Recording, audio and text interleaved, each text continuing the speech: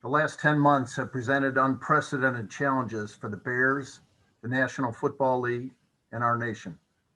Our hearts go out to the families and friends of the more than 380,000 people who have died of the coronavirus, and we wish a speedy and full recovery to those afflicted with COVID-19. We salute all of the healthcare professionals, police and firefighters, EMTs, grocery store cashiers, delivery workers, teachers, and others who have been putting themselves at risk to ensure the safety of the rest of us and provide us with some semblance of a normal life. They epitomize the best of America, and we are indebted to them. Last spring and summer, when a full NFL season was far from a certainty, many Bears fans told me, "We've got to have football to get us through this." It's a tribute to Commissioner Goodell and the league's medical director, Dr. Alan Sills, and their staffs, and to all NFL players that the entire regular season schedule and now one round of the playoffs have been played. To all the Bears fans, season ticket holders, and suite holders who were not allowed to attend games at Soldier Field this year, you were sorely missed. I saw a sports business publication include the Bears on a list of what it called teams without fans in 2020. That just wasn't the case. We had and have many fans. We agree with and support the city of Chicago and Mayor Lightfoot's decision to not allow spectators at Soldier Field this past season. We look forward to the day when Bears fans can once again safely attend games and provide us with a home field advantage. I commend and thank all of the Bears players, coaches, and staff who dealt with daily testing, physical distancing, mask wearing, and proximity tracing at Hallis Hall, and the rigorous personal discipline away from the facility required to play every regular season game on our schedule. I'm proud of them, and we are grateful to their families for all the sacrifices they have made in the midst of anxiety and uncertainty. One member of the Bears family deserves special mention. Andre Tucker, our head athletic trainer, also served as our infection control officer. In that role, besides all of the responsibilities of his regular position, he guided us through the various and ever-changing pandemic protocols, coordinated communication with the league office, talked us off the ledge when we had a false positive scare, carried out the plan when we had positives and close contacts, and patiently answered the many questions and addressed the many concerns of Bears players, coaches, staff, and their families. He was up all night on many nights, and he did it all with an unflappable nature that helped calm fears. The leadership that Ted Phillips has displayed during the pandemic has been extraordinary. It is yet another example of why our family has so much faith in him as the Bears president and CEO. He communicated frequently and extensively with our staff and made sure that they know that their health and safety is our top priority. He streamlined work at home requirements and allayed the fears of staff that there would be layoffs or furloughs. I'm particularly grateful for Ted's steady hand when the team faced adversity during this past season, and as he and I went through the end of season evaluation process. We had vigorous discussions over the course of several weeks. Those conversations, as well as regular meetings with Ryan and Matt, including this week, have been candid and constructive and have culminated in the decisions we're sharing with you today. Ryan and Matt are men of character. They are both, like Ted, outstanding leaders. I've been most impressed with how well they collaborate. I was impressed with both of them this past season, especially during the 6-game losing streak. The fact that our players never gave up is a tribute to the players. It is also indicative of the type of players that Ryan acquires and to the players' regard for Matt as their head coach. Like Ted and I, Ryan and Matt too have vigorous discussions. In the end, all four of us want what's best for the Bears. There are no egos. There are no other agendas. Have mistakes been made? Yes. But I think both Ryan and Matt are learning and growing in their roles. Before turning it over to Ted, I want to take a moment to tell Bears fans, we understand your frustration. We're frustrated too. And it would be a perfectly natural reaction to say, back up the truck, major overhaul, whatever you want to call it. After one particularly dispiriting loss this season, a season ticket holder sent me an email that read, fire somebody, we deserve better. I get it. You deserve your Bears being winners. The decisions we're announcing today may not be the easiest or most popular, but we believe they're the best decisions for the Bears. Ted? Thank you, George. Hello, everyone. Good morning. Let me start by saying that 2020 was a unique season that tested every aspect of our team. On the field, we started 5-1. We lost 6 in a row. We won 3 of the last 4, and we made it into the playoffs. The pandemic challenged us, and I'm proud of how we faced adversity, adapted, and moved forward. Both Ryan and Matt were instrumental in holding the team together. We're not happy, and we're far from satisfied.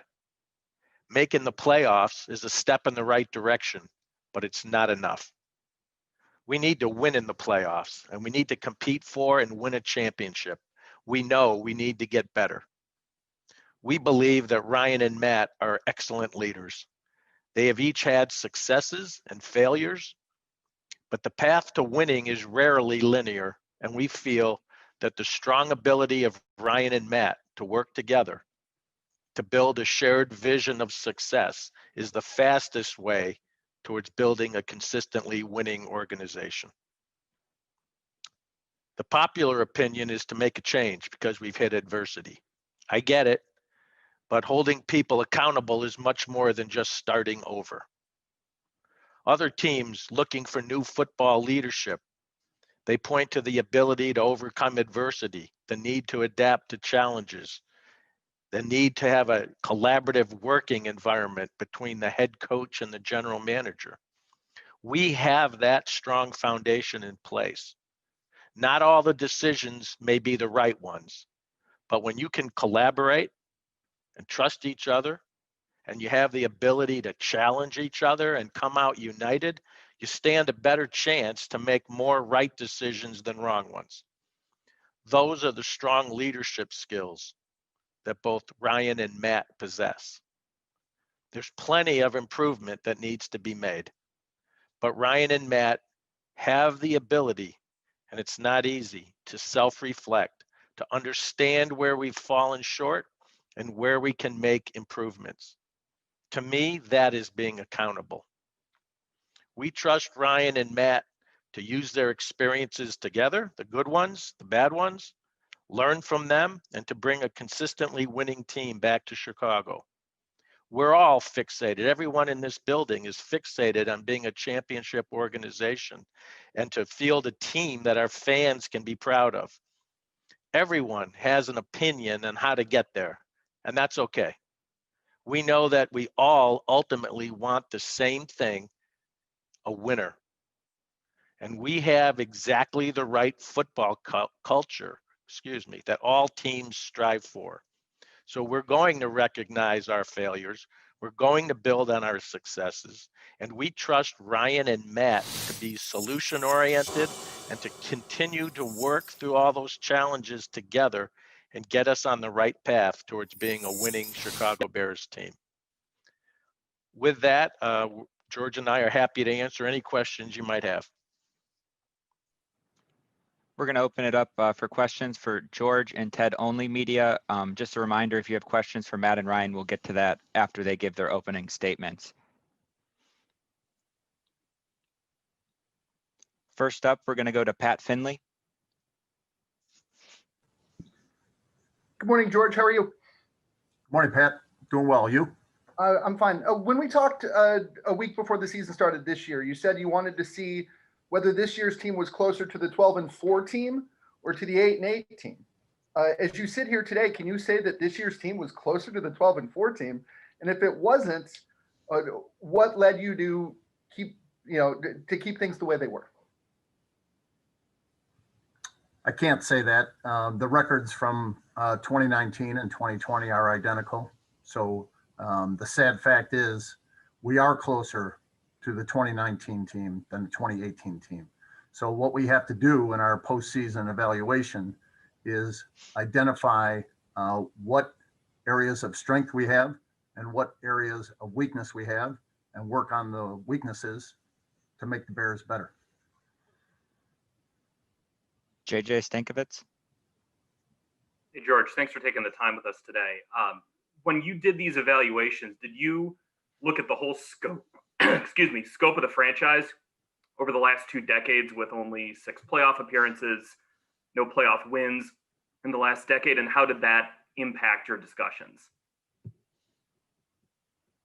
I don't know that we went back 2 decades. My approach to an evaluation process is to take an individual's body of work and say, based on that body of work, not on any one decision, any one game, or any one season, really, and say, does that merit continuing with that person? And in the case of both Ryan and Matt, we decided that the answer to that question was yes. Dan Wiederer.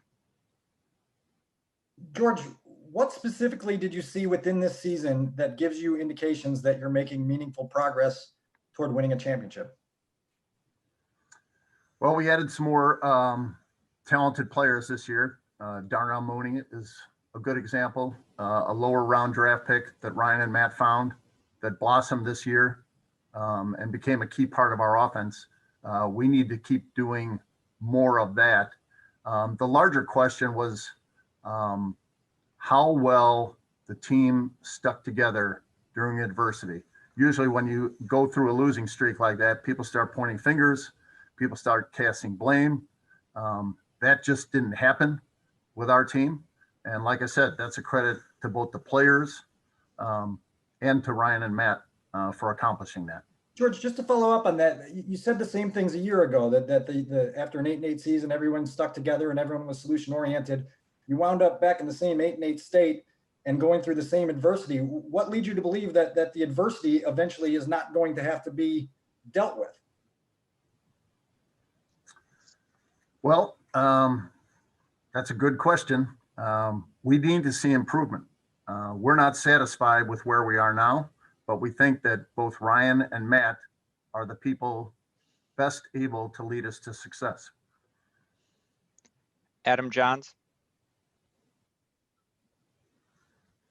Hey, George, kind of going off everything you said about the belief you guys have in Ryan and whatnot. Has he been extended? Did he receive a contract extension? And then kind of going off that, like, what bar are you setting for improvement in 2021? Is this just a win-loss evaluation now solely?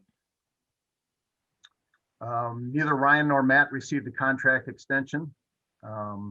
As far as what we need to see progress. It's not a certain number of wins. We don't know what's going to happen in the 2021 season. We just had an unprecedented event during the 2020 season.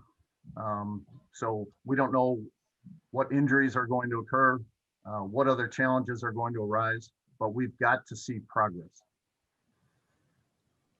Adam Hogue. Ted, you just said that you feel like you guys have the exact right football culture that all teams strive for. I understand that you guys feel like you have a lot of good people in the organization helping create that culture, but I think a lot of people would respond to that and say it's not necessarily a winning culture yet. So can you just explain why you feel like you have the culture that all football teams strive for? Because that's when you sit back and you look at what makes a successful organization besides wins and losses, it's the people that you have. It's whether or not they can put their egos down. It's whether or not they can look at situations, self-reflect, admit to their mistakes, and try to find learnings from not just their mistakes, but their successes that they've had and build off of those. Has it happened as fast as we'd like it to? No, it hasn't. That's why we're sitting here now saying we do trust Ryan and Matt, but we need to see improvement. We need to see improvement. I do believe that when you, as we've read many times over the last few weeks, there's a desire to fire everyone. When you don't win enough games, fire everyone. That is not a recipe for success, in our opinion. When you believe in the people that you have who can learn from their mistakes. If there was finger pointing, we would understand that. That is not a recipe for success. That's not a good culture. We don't have that. Many teams, when you lose 6 games in a row, will fall and they will finger point, as George pointed out, and they won't recover from that. We did. We did. Did we do well in the playoffs? No, we haven't won any playoff games in Ryan and Matt's tenure. That's not good enough. But we do think the foundation is in place, and they're both solution oriented, and we're expecting improvement this year. Brad Biggs. Morning, George. I'm curious, what questions did you ask Ryan and Matt specifically about the quarterback position, and what did they offer you that provided you with confidence in regards to that position? Well, we did discuss the quarterback position at length. I'm not going to go into the specifics because their end of season evaluation of the roster hasn't been completed. But it's pretty clear we need better production from the quarterback position in order to be successful. Are you confident they can deliver that for you in 21? Yes, we are. Hub Arkush. Morning, George. Morning, Hub.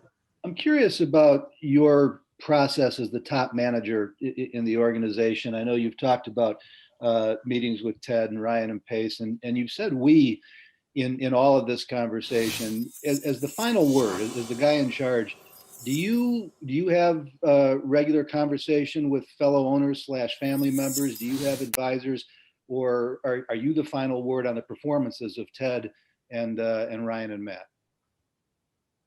I mean, I know you're the final word, but do you arrive at that on your own, or are you getting other input? No, I confer with other owners around the league whose opinions I trust, and I confer with members of our family and members of the board of the directors before making a decision like this. Kevin Fishbane. Hi, George. You mentioned having the faith in Ryan and Matt when it comes to the quarterback position. Why do you have the confidence in them to kind of, especially for Ryan, to take another swing at this position? I think it's the way they collaborate. Matt's been involved in player personnel decisions since he's arrived here. Of course, Ryan has final say on the selection and roster decisions, but it's how well they work together. Like I said, they have vigorous discussions, and we think that their collaboration will result in the right decisions for the Bears. Mark Potash. Hey, George, even with this year's playoff appearance, the Bears have been in the playoffs 7 times in 28 years since the end of the Ditka era. And to a lot of fans, that reflects on you. So how much merit is there to the idea that the Bears need people more rooted in football to make these football decisions than you and Ted?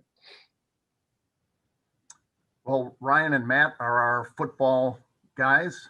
I've heard it often that Ted meddles in football affairs, and that notion is just absurd. It just doesn't happen. He's the president and CEO. Ryan reports to Ted. But the idea that Ted or I meddle in football decisions just isn't true. No, that's not my question. It's not about meddling in the actual football, like on the field. I think the criticism is that you are judging the coach and general manager, and I think people feel that the Bears need people more rooted in football to make that decision. Oh, I beg your pardon. Yeah. That's a valid criticism. My performance is evaluated by ownership and the board, and that's how that process works. Colleen Kane. Hi, George. As you met with Ryan and Matt over the last couple of days, what were you hoping to learn about their plans for the future, and what was most convincing to you about those plans? I'm sorry, Colleen, you broke up there. Could you repeat the question? Sorry about that. As you met with Ryan and Matt over the last couple of days, what were you hoping to learn about their plans for this next year going forward, and what was most convincing to you about those plans? Okay, you're breaking up again, but I think your question was when we met with Ryan and Matt, what was most convincing about their plans? Yes. For getting us back to winning ways? Yes. Part of it was their thoroughness. Part of it was how well they communicate. Part of it was their candor in assessing their own performance and Ryan's evaluation of Matt as the head coach, since the head coach reports to the general manager in our structure. It just gave us confidence that retaining the continuity and sticking with these guys is the best route for the Bears at this time. Thank you. Dion Miller. George, in evaluating what went on this season and where the team is at right now, how much did the pandemic and the unnatural flow of the season impact the decisions that you made moving forward? I don't know about percentages, but the pandemic and our response to it was a big part of it. You want people who can handle adversity. You want people who are adaptable, and both Ryan and Matt displayed those qualities. And the pandemic affected different teams in different ways.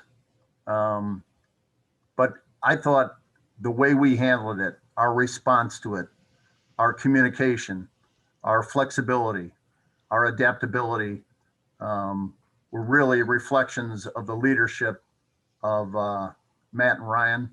And please say hello to that Bears fan in the background there. Will do. Jason Leisure. George, two questions for you about accountability. When you praise the team for coming through that losing streak, is there accountability for coaching and building a team that has a 6-game losing streak in the first place? And when you refer to Ryan Pace as growing into this job, 6 years in, should that be the case? I'm sorry, Jason, you were breaking up there too. I don't know if that's your connection or my connection. Could you repeat? You got two questions? Yeah, about accountability. When you praise the team for how they came through the 6-game losing streak, is there accountability for coaching and assembling a team that has a 6-game losing streak in the first place? And secondly, when you say of Ryan Pace that he's growing into this job, should that be the case 6 years in? Well, in answer to the first question, absolutely. 6-game winning streaks are frequently season killers. I think we were only the third team in what they call the modern era to lose 6 games in a row and still make the playoffs. And that was at the lowest seed in our conference when that playoff position had just been added. As far as I'm concerned, 2020 was a losing season. And a big part of that was a 6-game losing streak. So we've got to identify why that happened and what needs to be done to fix it. As far as whether 6 years is the right amount of time for a general manager to grow into his position, I think depends on the situation. I don't think there's any magic number. Like I said, we take the approach that the person's entire body of work is considered to decide whether the employment relationship should continue. Mike Berman.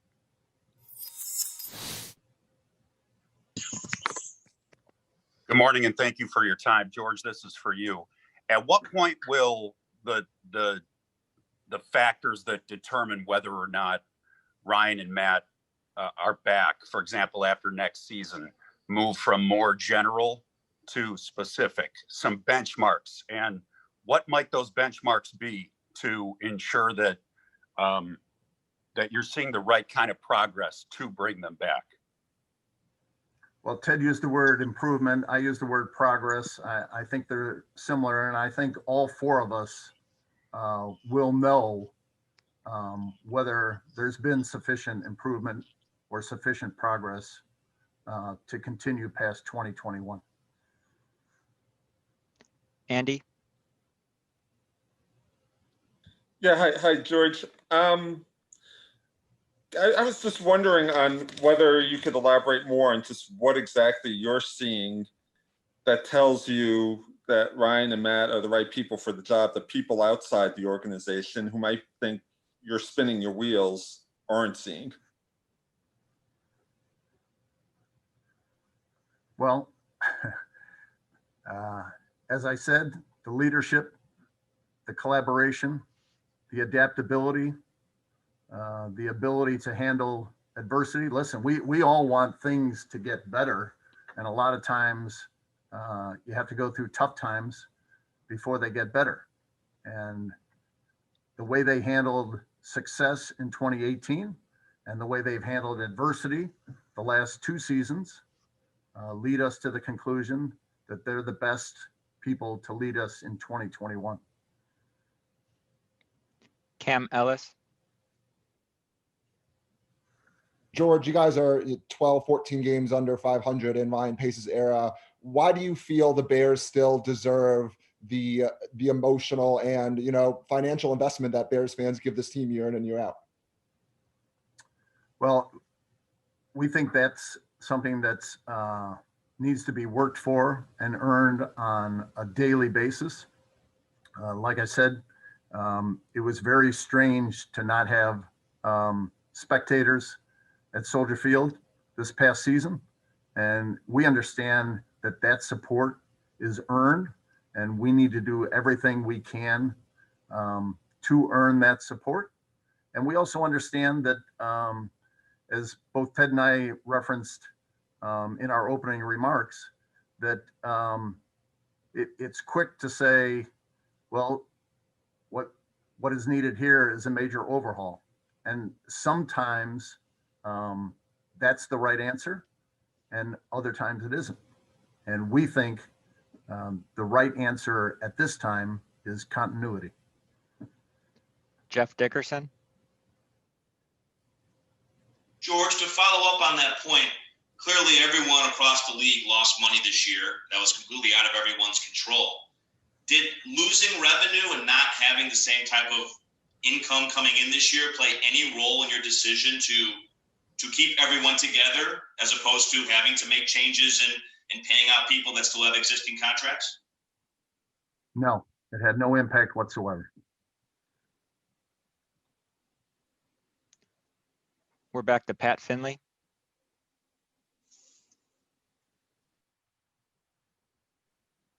George, when did you know that this was what you wanted to do? And if it was yesterday, what role did those meetings play in your decision? Well, as I said, Ted and I talk on a regular basis, and we talk with Ryan and Matt on a regular basis. So I can't point to any one particular moment. It was just the accumulation of all of those discussions. And I thought that our conversations with Ryan and Matt were very helpful in getting us to this point.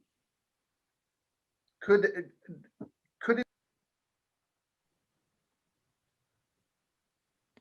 Dan Wiederer. This for George and Ted. 4 years ago, Ryan took the biggest swing at fixing the quarterback position that this organization has taken in a decade, perhaps longer, and it obviously didn't connect.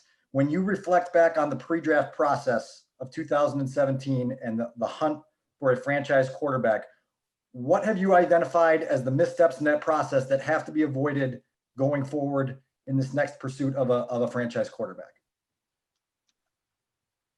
I think the thing that we're very much looking forward to and feel very positive about is, again, the collaboration between Ryan and Matt. I think that'll be immensely helpful going into this upcoming draft. Chris Emma. George, you head into this offseason with little cap space. You have the 20th overall pick, low in that order, and now you come back with the same coach and GM. What inspires confidence that this will actually improve? What makes you believe that it's going to be different? I don't know, frankly, that a lot of people have confidence in this course of action, but sometimes you have to take the route that you think is best, even when it's not the most popular decision. And we're aware of that. And we're prepared for that.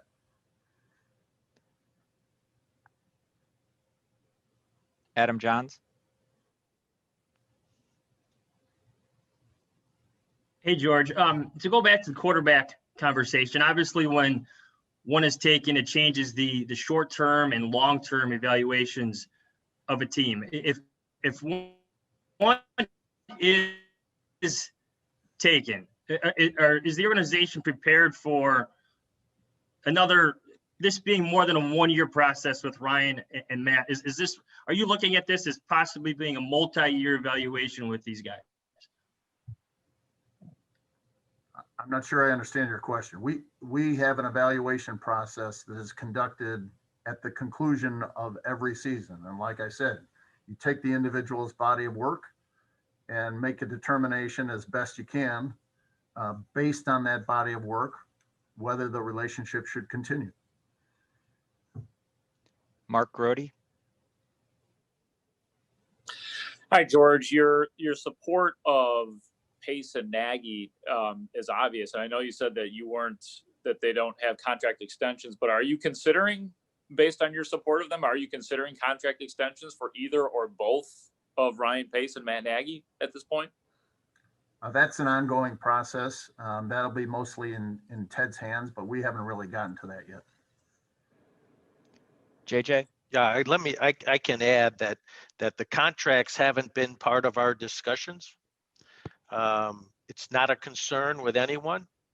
And when we show improvements, contracts will take care of themselves.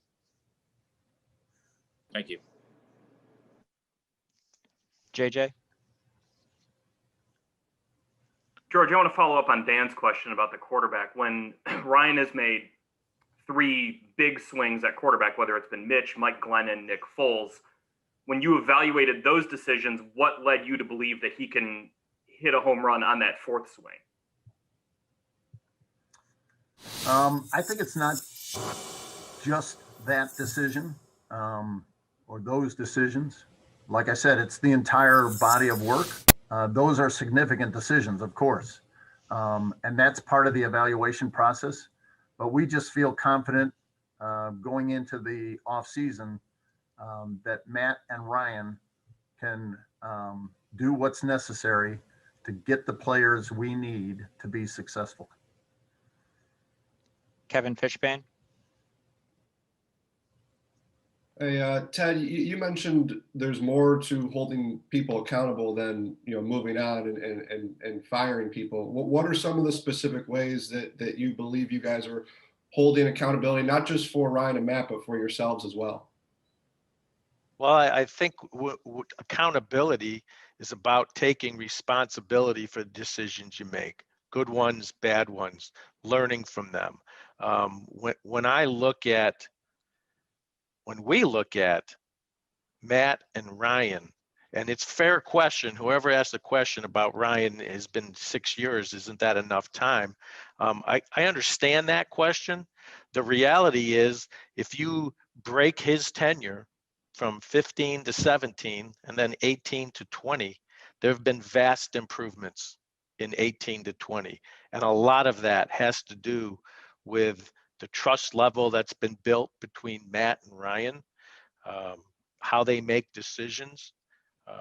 You can ask Ryan and Matt. You can ask Ryan yourself if he has had learnings from his first 3 years to his last 3. I think you'll hear that he has.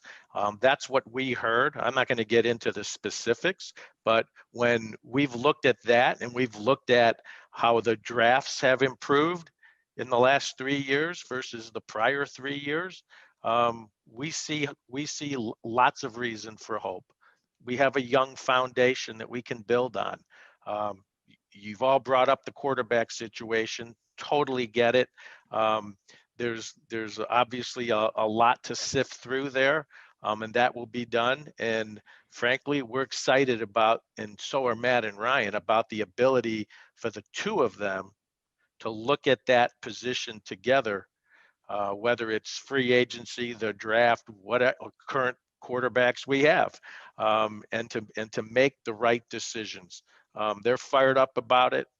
So are we, and we have great trust in their ability to figure that out. Well, and Ted, Go ahead, Kevin. sorry, just to follow up on that, you mentioned taking responsibility for the missteps. How do you decide where to draw the line in terms of whether or not there have been too many missteps along the way, and to the point where that responsibility does not, get overvalued?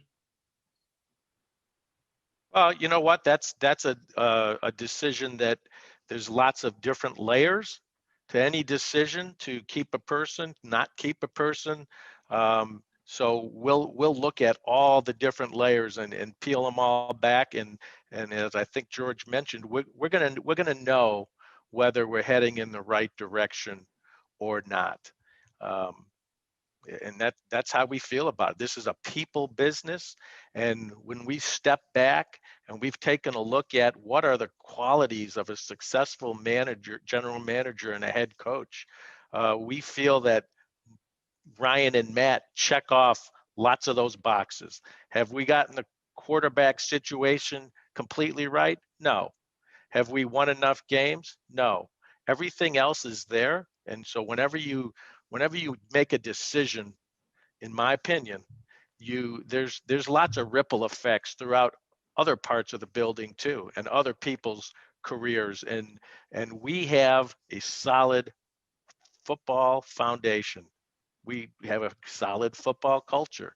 We truly believe that because we've delved into all the different issues that make up a solid football culture, and we feel confident that will lead us and lead Matt and Ryan to make the right decisions and correct some of the mistakes in the past. We're going to do a couple more here. Mark Potash.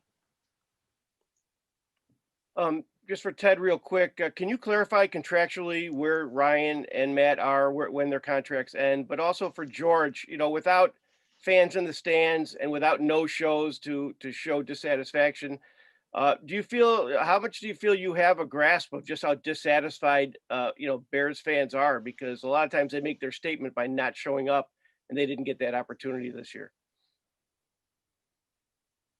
Well, so the contracts. The contracts really aren't part of this discussion. Ryan and Matt both know that when improvement's shown, they'll take care of themselves. So I'd like to leave that just as that with that comment. But you can't say when they're signed through. And in terms of when do their current it's not really pertinent to what we're talking about here today, in my opinion. In terms of the fans, yeah, we get it. They're angry. We don't need to, we wish they were at Soldier Field, but we don't need to count the number of no-shows to know how our fans feel. We're constantly reaching out to our fans, our season ticket holders, our suite holders, our partners. I think we have a really good pulse on how they feel. And they want to see a winner, just like we do. We get that. Adam Hogue. If I could just answer Mark's question, because I think the part about the fans was directed mostly to me. Yeah, we missed the fans at Soldier Field, and so they didn't have the opportunity to demonstrate their displeasure by not showing up. And I know that after some of our games, the pundits were saying that the Bears should be glad that spectators weren't allowed at Soldier Field that day. I didn't have the opportunity because we didn't have spectators to go around the parking lots and chat up Bears fans. But I try to keep in touch as best I can in the midst of the pandemic. And for the last several weeks, I've been faithfully responding to my hate mail. This will be the last one for George and Ted. Adam Hogue. Yeah, George, earlier, I think it was Hub who asked you who you consult on these big organizational decisions. And you mentioned other NFL owners that you trust. What do you hear from them? What do they tell you? What do you learn from them? Well, there are a number of people that I trust and respect in the league. Just a few of them, certainly not an inclusive list, are John Mara, Art Rooney, and Michael Bidwell. They've been through these types of situations. And it's an unusual dynamic in the NFL, I think. I think people are reluctant to tell other people how they should run their business. But those three in particular have been very helpful whenever I've had a question or a concern, or ask them for advice or to share their experiences. And I've found their feedback to be very helpful.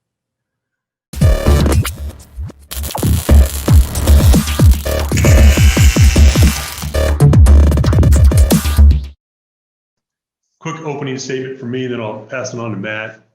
You know, as I look back on the 2020 season and really just 3 days off a playoff loss, you know, I have a lot of mixed emotions. I think on one hand, I'm proud of our building, our players and our staff. You know, really in a year where the ability to adjust to circumstances was critical. You know, I go all the way back to the draft, through the off season, through camp, and then the season. You know, I'm proud of how we handled that as an entire team. You know, I appreciate, I respect the work that every single person did, that every single person put into this during these unprecedented times. Is 8-8 good enough? No. Is losing in the first round of the playoffs good enough? No. But what I appreciate is that we fought, we stuck together, and we start off 5-1. We go through those tough 6 games. We win 3 out of our final 4 regular season games. And I do think that speaks to the culture that we have. And I think it speaks to our players and their grit. And I'm proud of that. But with that said, we all have high expectations. And 2020 wasn't good enough. And I get that and I understand that. And ownership has given us an opportunity. They've given us all the resources we can ask for. And now that's on Matt and I to prove them right. So with that, I'll pass it over to Matt, and then I'll be happy to take any questions. Yeah, hi guys. Good afternoon. And I'd like to just kind of reflect as well with Ryan, and I agree with a lot of that. I think, you know, we've talked a lot throughout the season and from game to game. And when you look big picture at what we've done, ultimately as a head coach, the first thing you do is you reflect and you say, okay, could we be better as a team, and did we achieve the ultimate goal, which is winning the Super Bowl? And obviously the question, the answer to that is no, we didn't. So then you go back and you say, okay, why didn't we, and what can we do? And you reflect and you see, okay, we started out 5-1, and in that 5-1 stretch, I really felt like our defense did a really good job of keeping us in a lot of those games as we kind of searched through an identity on offense. And we learned some things through that. And then unfortunately came that 6-game stretch where we lost. And when you go through that, until you're in it together and you understand what, you know, the day by day, every meeting, every practice, every game, and then you throw a bye week in there, it really becomes 7 weeks. That's hard. And that's something that you never want to go through as a player or as any type of coach or anybody at all, fans as well. Nobody wants to go through that. But in life, you get challenged a little bit. And we all get challenged in different ways of how are we going to react. And I think what it taught me as a head coach is that we have a group of guys that we've built over the last couple of years here, and Ryan has built since he's got here.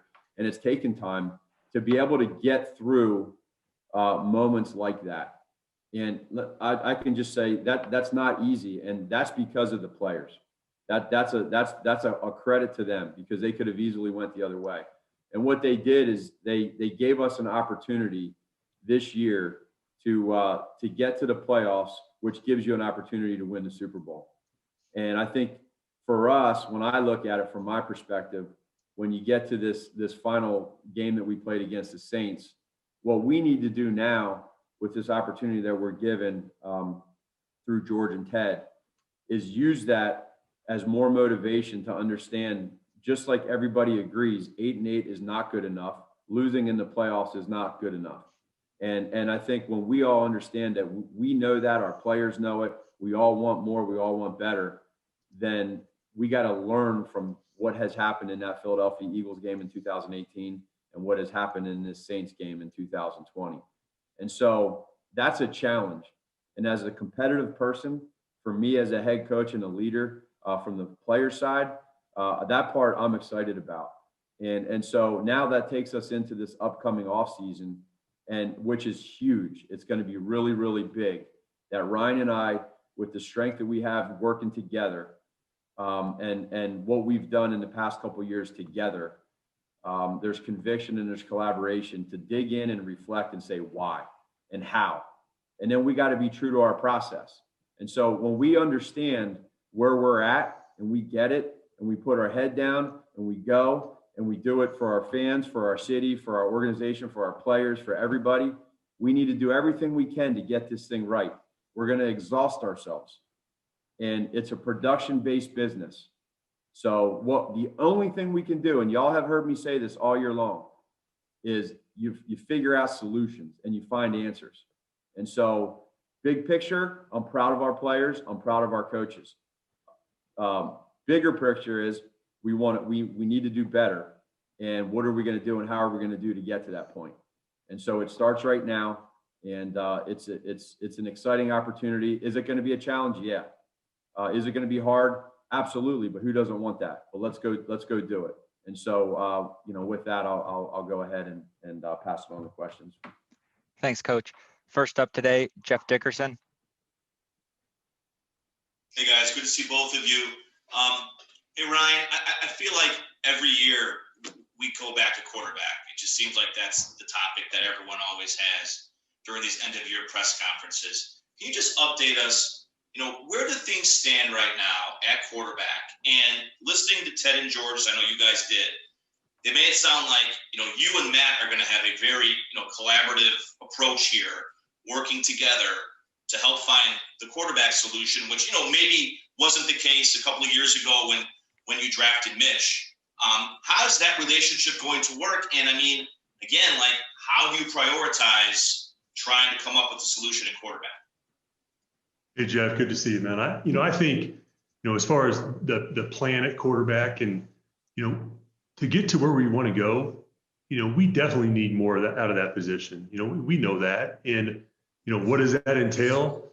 That's what this whole offseason is about, as we go into this, Jeff, and we're just, 3 days off a playoff loss, but that's what this offseason is about. And I think when you go into, selecting a quarterback or acquiring a quarterback in any way we do it, or whatever we do with that position, and everything's on the table, Jeff, I go back to exactly what you just said. It's the collaborative relationship that Matt and I have, why do we feel strong about getting that position right? It goes back to that, the connected vision. I feel like when we identify what we're going to do at a position, no different than anything else, it's a collaborative effort. Free agency, trade, draft, but I just have a ton of confidence attacking it together.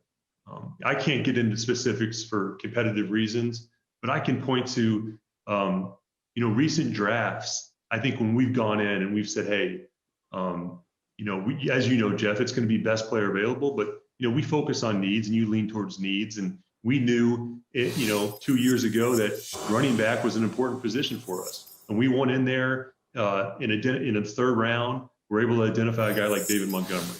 I think the same holds true to Komet and Jalen Johnson and Mooney this year. I just have a lot of confidence in the unity that we have as a coaching staff and personnel department, but mainly that Matt and I have, and attacking that together. Pat Finley.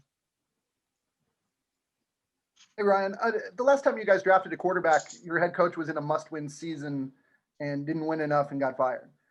How will you balance the short term of this may be a must-win season for you and Matt coming up with making sure you do the right thing for the franchise in terms of trying to acquire that quarterback? It's every decision I make, Pat, it's the right thing for the franchise. That's just how we operate. That's just natural. And so that's what'll go into it. It's not going to be thinking short term. It's always thinking what's best for the Bears. That's in every move we make. And that's how Matt and I will attack this. And there'll be, a number of ways we can go about it. Again, everything's on the table. We just finished the season, but it's always what's best for the team. And that's long term. Dan Wiederer.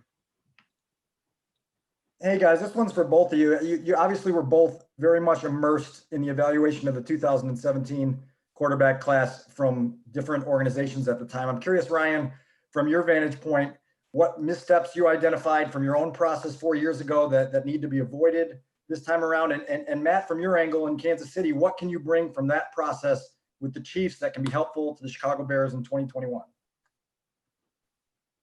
I think, Dan, I'll answer your question first. Good to see you, man. I think, not to get fixated on the past, we're focused on the future, but I think you're right. You always have to learn through every one of these experiences and what we go through, and we can talk about that today. And I think as I reflect back, and you're going to hear this word a lot today because it's true, is collaboration, the collaboration that Matt and I have. And I just have a lot of confidence in doing that together because it's boded well for us in other positions we've selected. So that's what gives me confidence as we enter this offseason. Yeah, Dan, what I would say, Dan, is, it's when you go through evaluating any position, every team has their own kind of way of how they go about it. Every person, every scout, every coach has their own way of how they go about it. And what I think is neat, and one of the parts that Ryan and I and George and Ted have all talked about is the fact that there is a process. And when I was in Kansas City with Coach Reed and a lot of other coaches that are still there and some that are gone, we had our own process. And so the only thing that I can do is make sure that I share what that was and how we did it. And then we talk through, okay, is that something that we want to do? And do we like it? And where's that at? And along with some of these other coaches as well that are on our staff right now that have been in quarterback evaluation processes, I think that's valuable too. So when you look at the whole product and the collaboration of how you come to a consensus of what you think is the right pick, and all of a sudden you say, well, whether it's at the quarterback position or for us last year at the tight end position, you figure out how you want to attack it. And for us, that's what we're going to do. And we realize that even all positions, whether it's via the draft or whether it's via free agency or whatever, we're always going to do that. And we just talk through the how part. And that's as we grow. I think it's important to understand this is our third year together for Ryan and I. And as we go into our fourth year together, there's things that we learn and we grow in certain areas. And we figure out, okay, where did we go wrong here? And how do we fix that to get better on this upcoming decision? And that's what, I feel is a strength of ours. And that's what we got. That's what we need to do moving forward. What do you see as the most important part of the quarterback evaluation process? Obviously, you were part of an organization that hit the grand slam 4 years ago. Yeah, we could sit here for about 2 days on that question, Dan, and we could, and maybe someday we can do that. But there's so much that goes into that process, and There's a lot of different things that go into finding the different traits and the skills on and off the field at that position. And again, how you do it, how you go about it. And again, I could just go on and on about that part of it. And there's a lot to it, but you know, that's something that, again, Ryan has experience doing, I have experience doing, and we just need to figure out our best way together. Thank you. Yep. Adam Johns. Hey guys, sticking with the words process and collaboration, how does that change when evaluating the veteran quarterbacks, specifically with Nick Foles, because the process and the collaboration resulted in Nick Foles. With hindsight and what you learned through this year, what will change? What will you do differently when it comes to looking at veteran quarterbacks? You want to start first, Ryan, or you want me to go?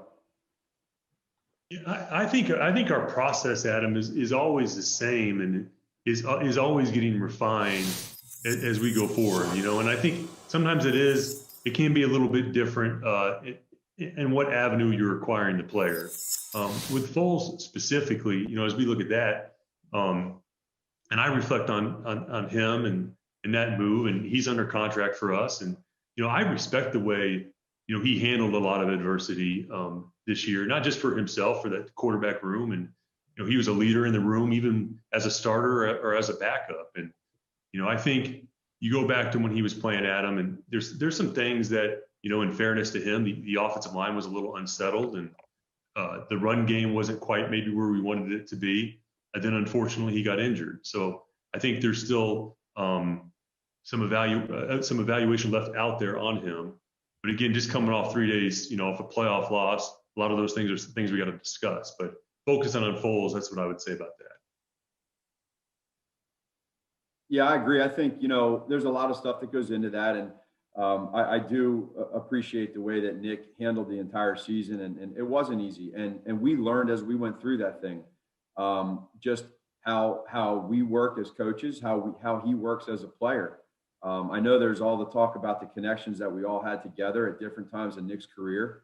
And you know, he grew a lot from when I had him as a rookie in 2012 to as a backup in Kansas City in 2016 to other coaches on staff that had him in different areas. And, you know, you go back and you say, when we ended up, you know, making the move for him, you look at you know, we weren't able to have that off season, which I do believe would have helped in a lot of different ways for him, because things are different. It's just, you can't just connect Kansas City and Philadelphia and say it's the same offense. You can't do that.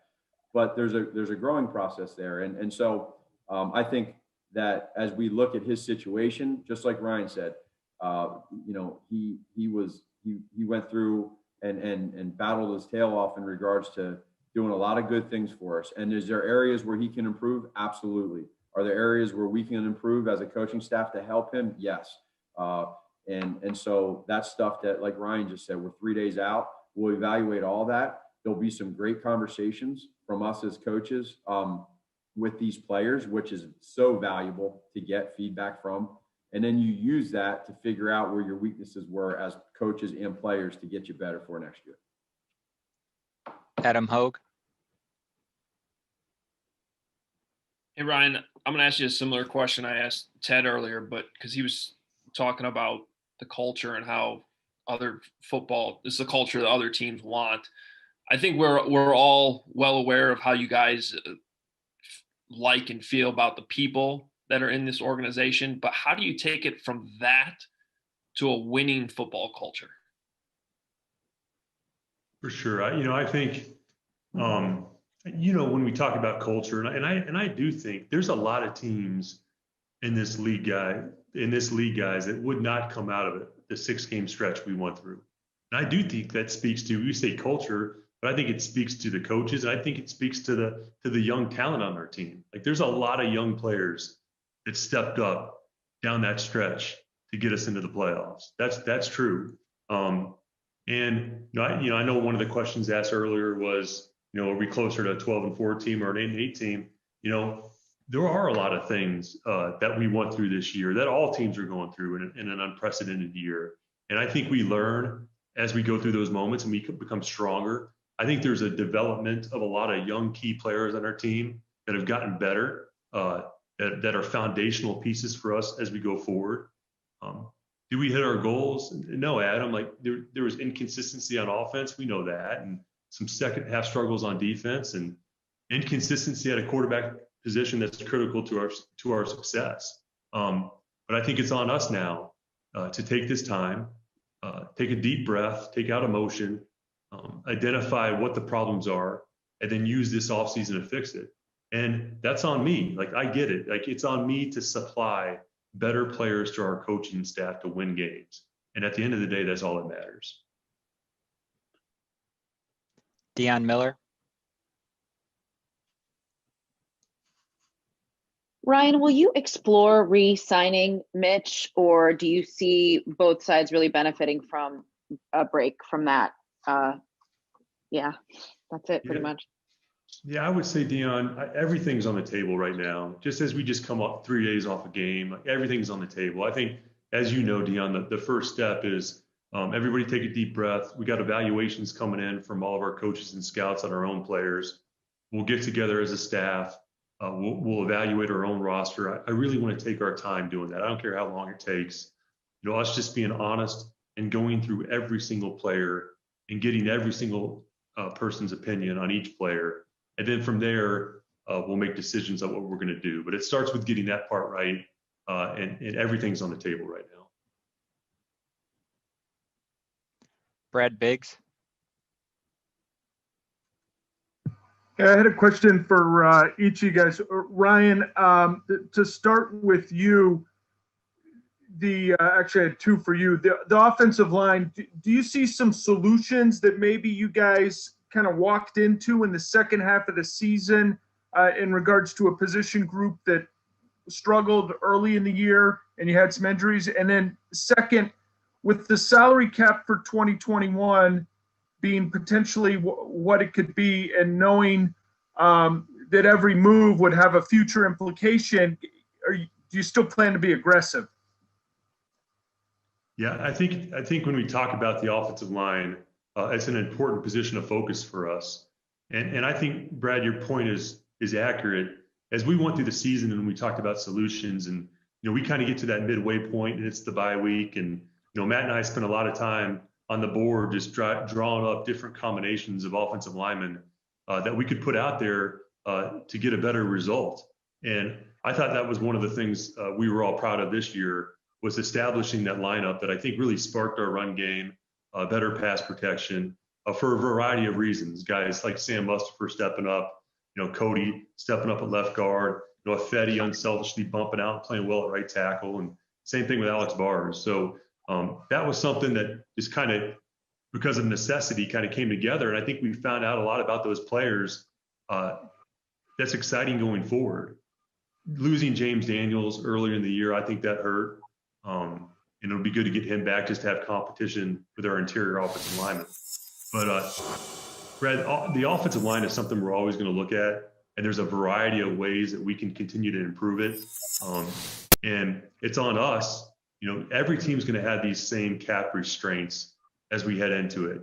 And it's on us to make the right decisions, get creative when we have to, make hard decisions when we have to, and make sure we shore up that position in every way we can. And that's what we'll do. Will you be aggressive with the cap, knowing that there's future implications? We got to be conscious. Yeah, there obviously, as you know, every year there's ways to create cap space. And those are all important decisions that we have to make. It kind of starts with that, evaluating our own roster and talking about some of those things. That's real. That'll be out throughout our whole team, though. And then, analyzing what's out there in free agency, but being conscious and being responsible, knowing exactly what you're talking about. And then really understanding the draft and the depth in the draft at certain key positions is important. Matt, will you have the ability to roll over the contracts of your assistant coaches? Say that again. will you have the opportunity to roll over the contracts of your assistant coaches? That's all stuff that we're going to go through here. I mean, we're literally just out of this thing. So Ryan and I will get together and we'll go through all that. JJ? Ryan, Allen Robinson told us a couple days ago that he believed that a deal could have been done between himself and you guys for a contract extension. So why was a deal not done with Allen Robinson? And then the second part of that is, would you consider using the franchise tag on him, knowing he's not a big fan of that, to say the least? Yeah, JJ, those are all things that we got to work through. When I think about the list of things we need to talk about this offseason, obviously that's a big decision and a big part of it. You know how we feel about Allen, how respected he is in the building. But to get into specifics on his contract, you guys also know I'm not going to get into that. In regards to the franchise tag, I would just say everything's on the table. You know, the league gives us tools for a reason. But right now, we're just going to keep all those talks internal, out of respect to Allen, out of respect to his agent. I just think those are best just handled in a private manner. Colleen Kane? Brian, a couple about the defense for you. Just what gives you faith that the defense can return to an elite level? And also just what was your evaluation about why Robert Quinn didn't produce as you expected this season? Yeah, you look at the defense and we have so much pride in our defense. And we've invested a lot on our defense, Colleen, as you know. And, we started off strong in so many areas defensively. And then, there was some regression the second half of the season. Those are just the facts. And I think there's a combination of factors why, and that's what we're looking into. I think when we talk about taking a deep breath and then analyzing our team, that's one of the things we really got to look at. We didn't hit expectations on that side of the ball in the second half of the season. It was surprising, and in some ways it was disappointing. And that's something we're definitely going to look at, and we all need to be better. That includes me adding more talent to that side of the ball. I think injuries, Colleen, affected us over there. It started with Eddie Goldman and Roy Robertson Harris, Screen, Jalen Johnson, not having Roquan at the end as good as he was playing, and just the leader he is, the captain he is in the field. That was significant. And then we had Khalil playing through an injury. So those are all factors with the defense, and that's going to be an important offseason discussion. With Quinn, as we go back, Robert's a player that's had consistent pass rush production throughout his career in our league. And of course, we would have wanted more production this season. I know he's really hard on himself. He feels the same way. I think there's a variety of reasons why maybe that didn't happen. He sets really high standards for himself. We expect him to rebound. I think having an off season, being with us, I think that'll bode well for him. But together with him and with us and our plan, we got to find a way to help him get more production. And I believe that he will. I think, especially in the later part of the season, you felt his presence, you felt his quarterback pressures. That percentage rate went way up, just affecting the quarterback. But at the end of the day, he expects more production, and it's our job to help facilitate that.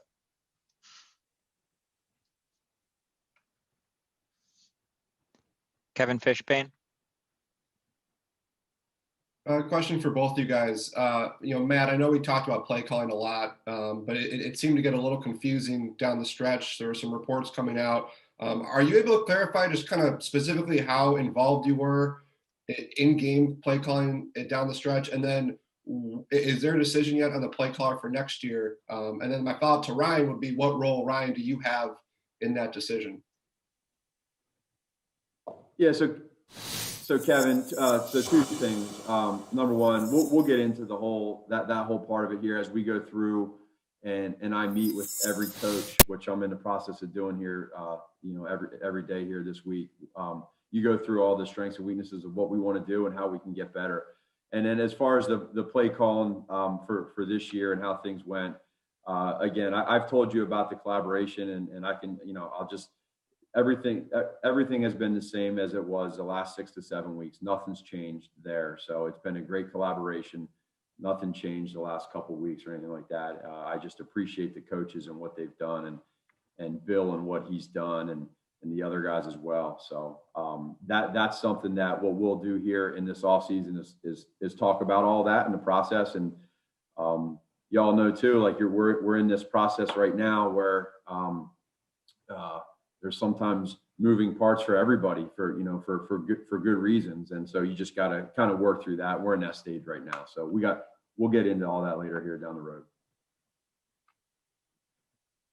Kevin, to answer your question on my part, I think when it comes to play calling and things like that, what I really appreciate is that Matt and I will talk about every subject. So I can be a sounding board for him when he's bouncing off different ideas or thoughts with that. And he can be a sounding board for me when it might come with our personnel department or scouts or other support staff we have. And it's just good to have that to go back and forth. And sometimes I think in the season, I can kind of be maybe a 30,000 foot view for him. And then as we get into the draft, he can do that for me. So I think that's really helpful. What I do respect with Matt is the humility that he operates with. So when we're in season and we're searching for solutions, and we talked about the offensive line change up earlier, and Matt's talking about, anything he's got to do with the play calling. I just think that speaks to who he is. He has humility and doing what's best for our team. And then I know we keep on using the word collaborative, but it's so real, and that applies to our offensive staff too. And I'd go in there and I just see Matt and Laser and Ragone and Flip and just the continuity that those guys have. I think it's strong. I think it gives us a lot of confidence, and I think it's just going to get better going forward, just the way those guys work together. And I think it was evident down the stretch this year. Mark Potash. With all due respect, Ryan, what specifically was the misevaluation that led you to choose Trubisky over Mahomes and Watson? And what specifically have you learned from that mistake that will help you get it right this time? Yeah, I think, again, I get the question, Mark, and, we're focused now. I think what you just said is like, what did you learn as we go forward, and making sure in any acquisition we make that we're doing it the right way. I think, and I don't think I would say this, the chapter, we still got a lot of decisions to make. I mean, the season just ended 3 days ago. So we have a lot of things we got to work through with a lot of decisions on our roster, including quarterbacks. So some of those things still got to unfold. But the key word to me is taking this on together with our scouts, and not just with Matt, with the coaches that he has around him. I really feel strong, especially with the quarterback position, when you talk about Matt and Ragone and Flip and Laser, and us just taking on a lot of these tasks together. That's what gives me confidence. Jason Leisure. Ryan, you talked about ownership giving you an opportunity this season. After 6 years with a losing record, with some big personnel moves that haven't worked out, how do you defend the work that you've done here and make the case that you deserve that opportunity? And Jason, I think you do learn and improve through experiences, Jason. I think you've probably felt that in your career, as you go through things. I can confidently say I'm a lot better at this with each year of experience. I can confidently say there aren't a lot of teams that have the relationships that we have in our building to make good decisions together. I know we got a lot of work ahead. I know we got a lot to build on too. There's a lot of good young pieces on here for us to build on top of. And I'm just excited to take these things on together. I think we talk about, how have you learned? How have you improved? I think we're all doing that. And, one thing this league teaches you, and Matt and I were just talking about this the other day, you're either humbled or you're about to be humbled. We've made mistakes. Yes. Are we learning and evolving? Yes. Are there some things that I would do different if I could go back on a variety of decisions? And sometimes they're not just all roster decisions. Yes. But I think that I had the humility to learn from those things and be better from those things, and then take them on together with a unified staff. So that's what gives me confidence. Hub Arkush. Morning, guys. This is for both of you. For whatever reason, there's some confusion about how much time remains on your contracts. And, I don't want to get into your personal business, but it's pretty well established in this business that managers might have acted or worked differently depending on whether they're in the final year of deals, how much time they have left to go. So I wonder, and it makes it really hard for us to report accurately and fairly without understanding what might be causing some of these decisions. So I'm wondering if you'd mind sharing with us how much time you do have left on your contracts.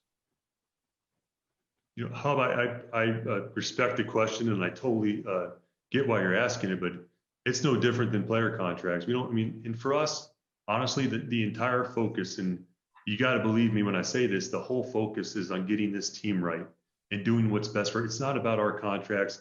It's about what's best for the team. And if you just keep it that simple, talking about contracts, to me, that's a selfish way to look at things. To me, it's what's best for our football team.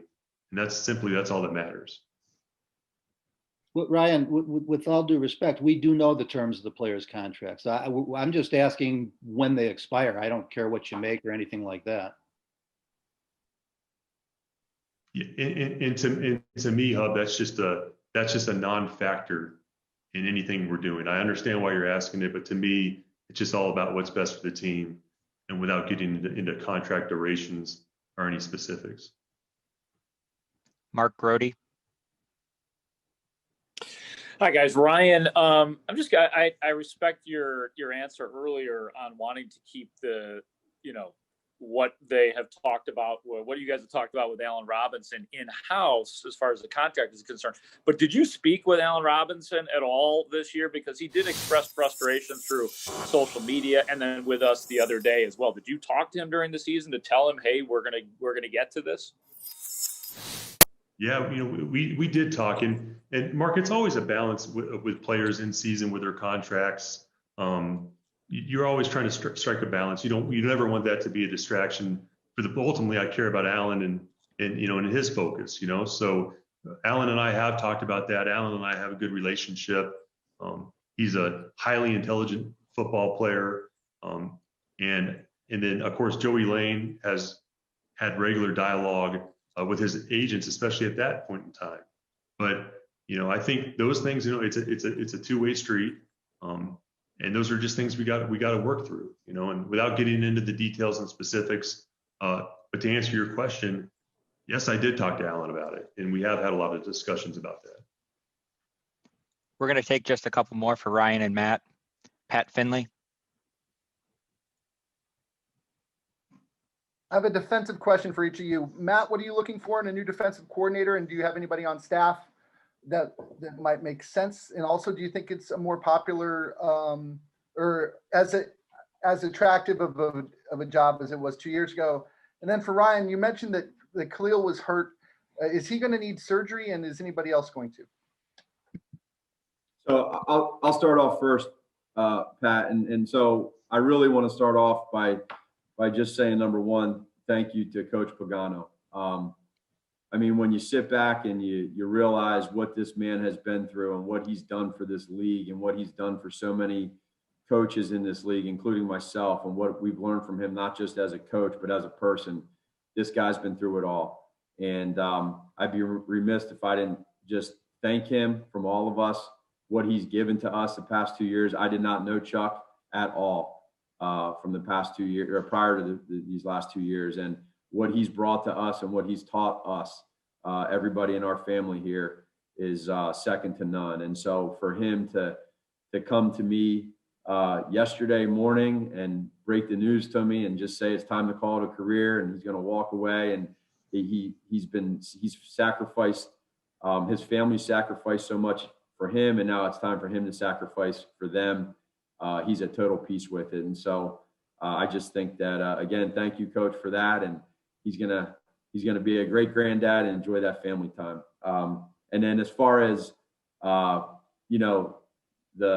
the next defensive coordinator and working towards that, as you all know, that process for me and for us in this building is something that we obviously take very seriously, and it's going to be very thorough.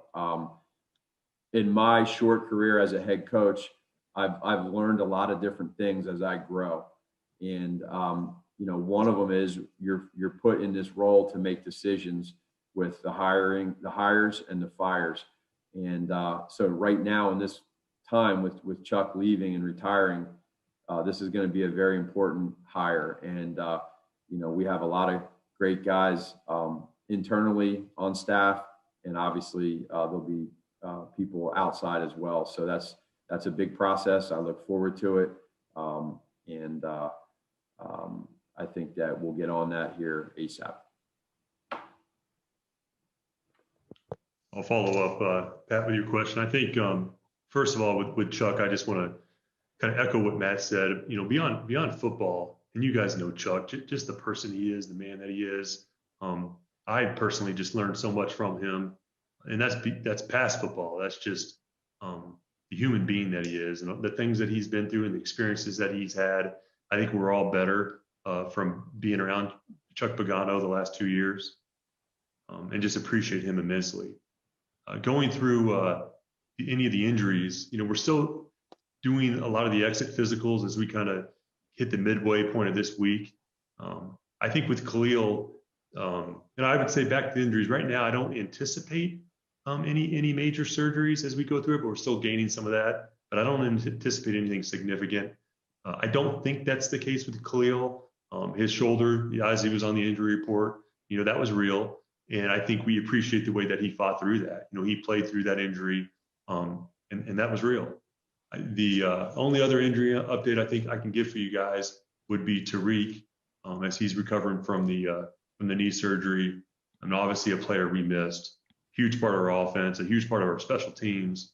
We'll be excited to get him back. He's been working really hard. Just to have him in our building rehabbing, just to have his energy around our team, I think is important and infectious. And we're hopeful to have him ready for a training camp. That'd be Tariq. We're going to do one more. Deion Miller.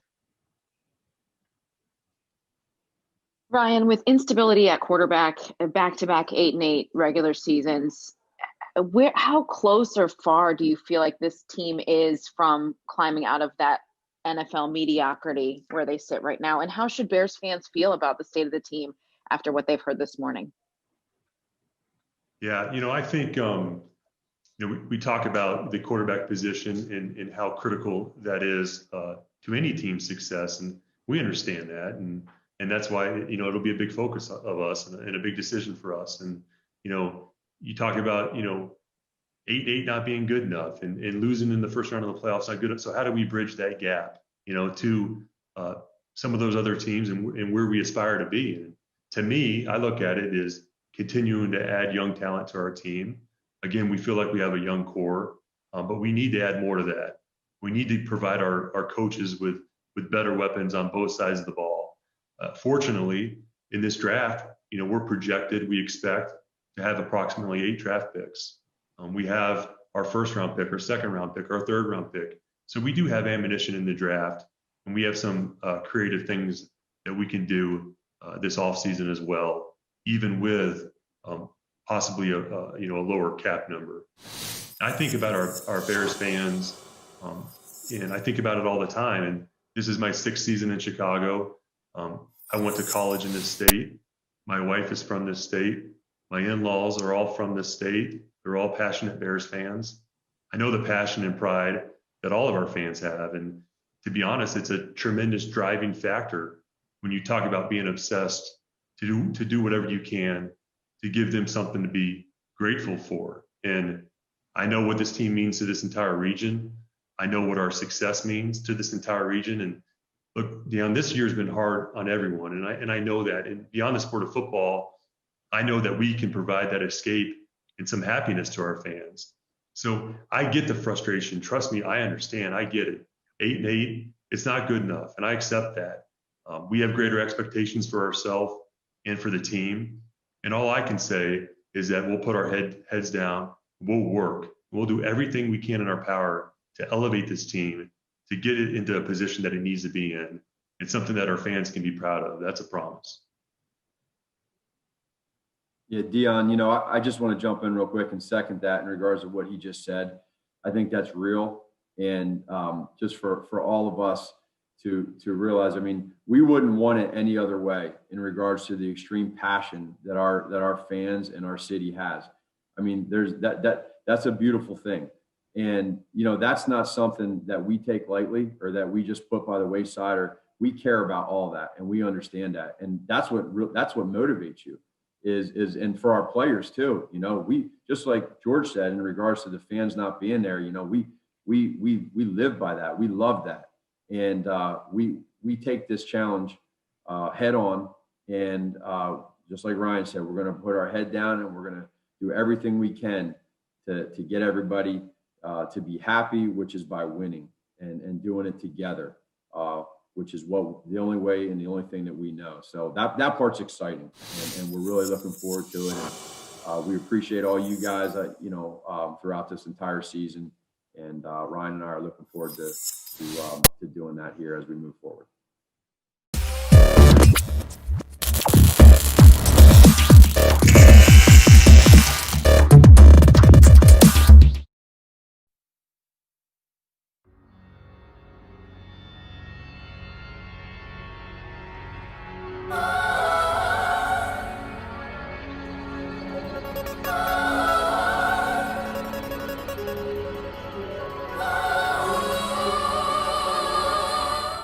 Welcome, everyone, to another edition of the Sports Medicine Update, a weekly podcast by yours truly, Jerry Riles, and, of course, the Honorable Dr. Chad Patrolman. Doc, this is our second season, first episode, 2021. It's great to see you. Happy New Year. How you doing? I'm doing great. Time has flown because we're having fun. It certainly has flown, and we certainly are having fun, and we hope that many people had an opportunity to see any of the podcasts in the 2020 year. What an incredible year it definitely was, but hopefully we were able to enlighten them, give them a little bit of education and knowledge, and help them out along their ways. The most important thing is the fact that hopefully none of the viewers or listeners sustained any type of injuries, and if they did, not serious injuries, but definitely, hopefully they were able to take something away from the podcast over the 2020 season and apply it to their personal needs and cares. And hopefully everyone is back to 100% and ready to rock and roll in 2021, because I certainly am, Doc. Yeah, likewise, Jerry. Sounds good. Well, you know, it's a big weekend, and we're here. I can't believe that we made it, talking about making it, the National Football League. First weekend of playoff football. It's a super wild card weekend. 3 games on Saturday, 3 games on Sunday. The Bears made it. There's a lot going on as far as the National Football League is concerned. I was skeptical. I was one of those individuals out there that did not think that we would make it to the playoffs, let alone halfway through the regular season. But due to the pandemic and due to the protocols and everything that was put in place around the league, we've made it, Doc, and it looks like we're going to have a Super Bowl one way or the other. But first and foremost, reflect on this past season, 17 weeks of football in the National Football League and making it to the playoffs. Your thoughts on making it this far? Well, Jerry, you were a little skeptical. I was optimistic. I told you we'd make it, and we did. And I'll tell you that the pandemic is horrible. It's tragic. Thousands have died. However, the problem is made substantially worse by pessimism. This is a beatable thing. We're beating it. I think the most important thing is not to compound the problems of the virus with problems of unnecessary lockdown. I think what's happened in sports is exactly what should have happened. People power through. When problems come up, they deal with them in an appropriate fashion, and it has succeeded until now, and it will continue to succeed. Well, you know, let's hope that we get a grasp on it and we can continue to make some progress and get back to some sort of normalcy. I know it's going to take some time as far as the vaccines are concerned, and it's projected that, you know, by spring and the summer, we should be in halfway decent condition. And I say that in a selfish way, and I think I speak for a lot of sports fans out there. We just want to get out to the games. It's great, and I thank the players, the coaches, the front offices, the owners, that we've been able to watch some sports on the weekend. But I think a lot of fans, especially in the state of Illinois, we want to get out to the venues, whether it's the United Center to watch the Bulls and the Blackhawks. Of course, we would love to have been at Soldier Field to watch the Bears, but the Cubs at Wrigley and the Sox at Guaranteed Rate Field, fans just want to get back out there and cheer their teams on, and hopefully we'll get to that point. But as far as football is concerned, and we talked about the playoffs, the Bears, of course, advanced to the playoffs, finishing the regular season with an 8-8 record, but they back into the playoffs, and they have a few players who are banged up, and we'll get an opportunity to talk about that. But there are other teams around the league that have some players that are banged up, and more notably was Jared Goff with the LA Rams, who sustained a thumb injury, and it was questionable if they were going to advance to the playoffs in that last week of the regular season, week 17.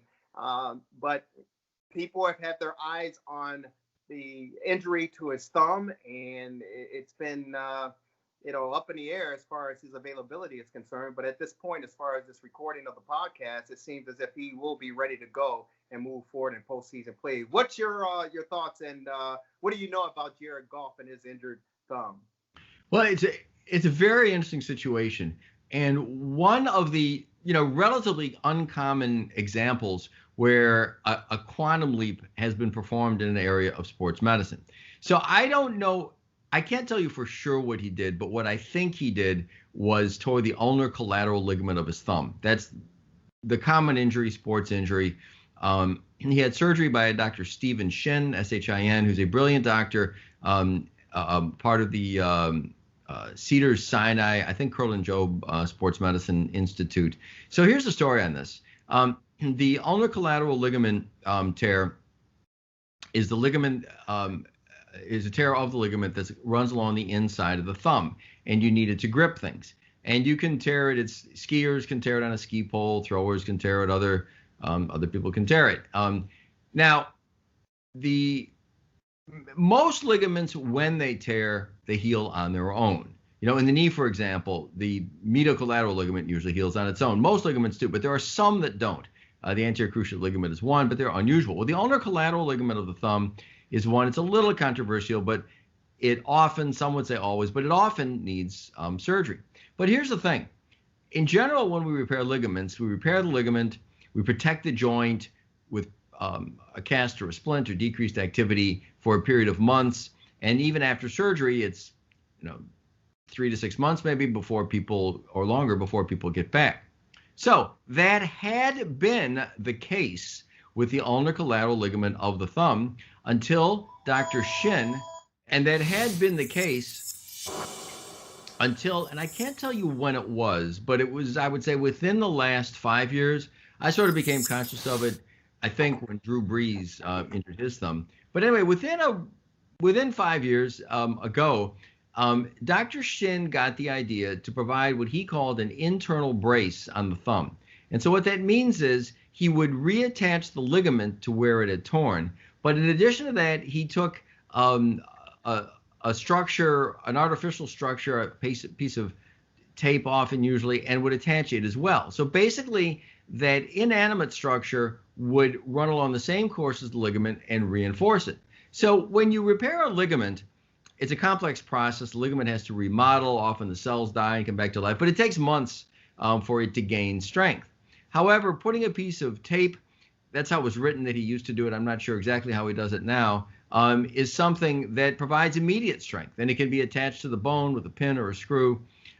So replacing a ligament with an inanimate structure is not something that has been successful over the long term. People have tried it with ACLs, for example, and they break down. But if you put it in for short-term protection while the ligament is healing, it has the potential to provide much more immediate return of function. And that's what has happened in that case.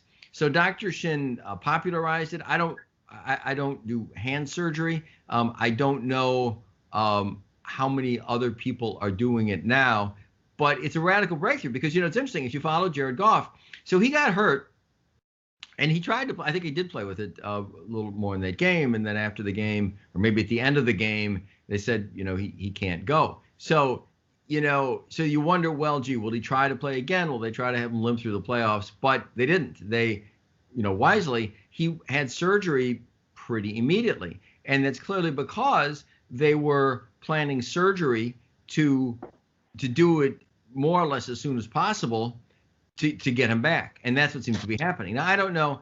I was reading where Dr. Shin wrote, at least at one point, he said that the usual 10 to 12 week rehab can be cut in half. So that'd be 5 to 6 weeks. Well, this hasn't been 5 to 6 weeks with Jared Goff. It's just a couple. But I don't know.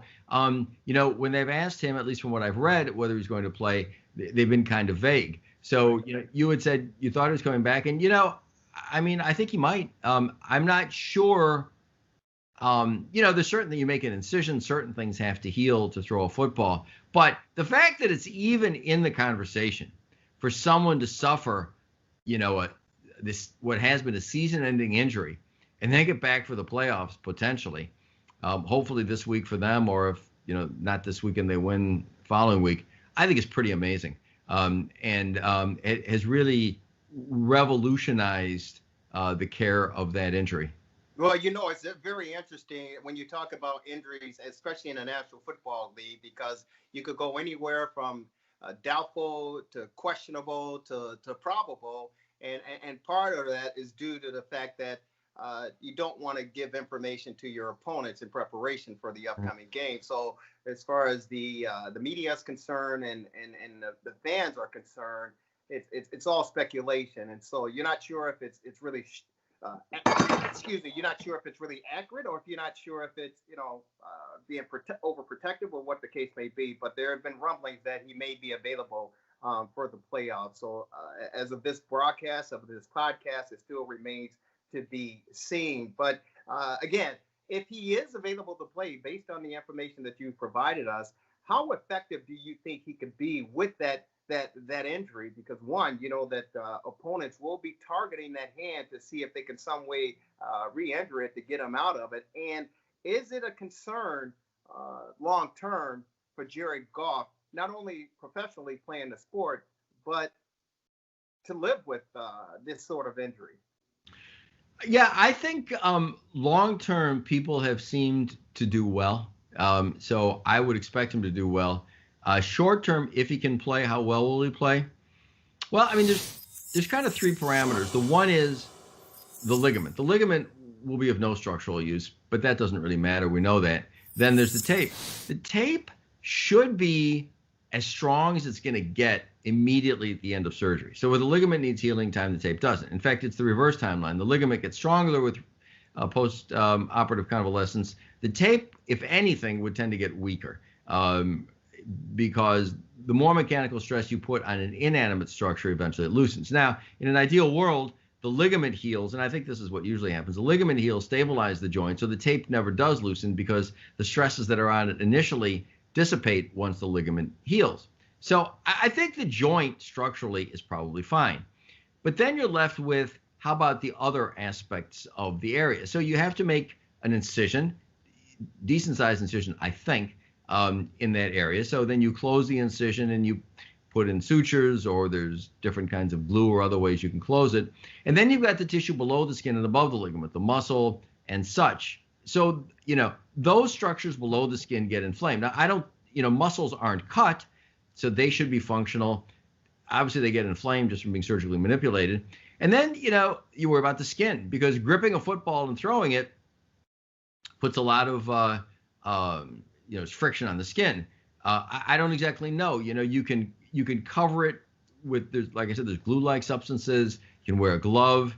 So, coming back this quickly, I think would be an amazing testament to both Dr. Shin and to Jared Goff. And if they don't, there's no, it wouldn't be surprising. There's no shame in that. It isn't as though he should be back, and what if he isn't? He's had a delay. It would be amazing if he came back. But I don't see any inherent reason why. The joint should be stable. I don't see any inherent reason why he couldn't, unless, it's possible that every throw he just rips the skin open, I guess. And I don't know about that. But and I don't know if he'll play. But it's possible.